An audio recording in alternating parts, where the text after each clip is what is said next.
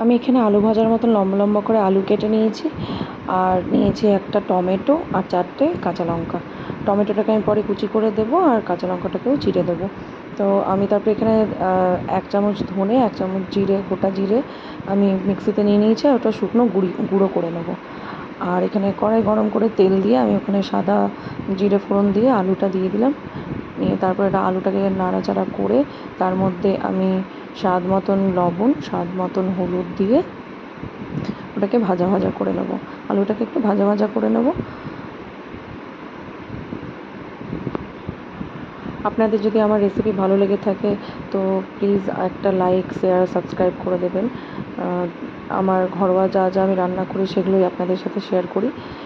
তারপরে ভালো করে আলুটাকে নাড়িয়ে ভালো করে রান্না করে নেব। তারপরে যখন ভাজা ভাজা হয়ে যাবে, তারপর আমি এখানে টমেটো আর চেরা কাঁচা লঙ্কাটা এরকমভাবে দিয়ে দেবো। তারপরে আমি টমেটোটাকেও একটু নরম হওয়ার জন্য একটুখানি রেখে দেবো ঢাকা দিয়ে। সবজিটা একটু ঢাকা দিয়ে হতে দেবো। এটা একটু খুব শুকনো শুকনো আর মাখো মাখো হবে। এটা রুটির সাথে সকালের জলখাবার বা ডিনারের জন্য খুবই ভালো লাগে খেতে। তো এটা একটা সিম্পল আর টেস্টি রেসিপি আলুর। তো ওই গুঁড়োটা আমি এখানে 1 চামচ দিয়ে দিলাম, ধনে আর জিরে গুঁড়োটা আমি দিয়ে দিলাম। ও হ্যাঁ, বলতে ভুলে গেছি, আমি ধনে আর জিরেটা আমি একটু শুকনো খোলায় একটু ভেজে নিয়েছিলাম। ভাজার পর আমি ওটাকে মিক্সিতেই ওটা একটু শুকনো ঘুরিয়ে নিয়েছিলাম। তারপরে আমার এই তরকারিটা রেডি হয়ে গেছে। দেখুন, খুব সুন্দর খেতে হয়।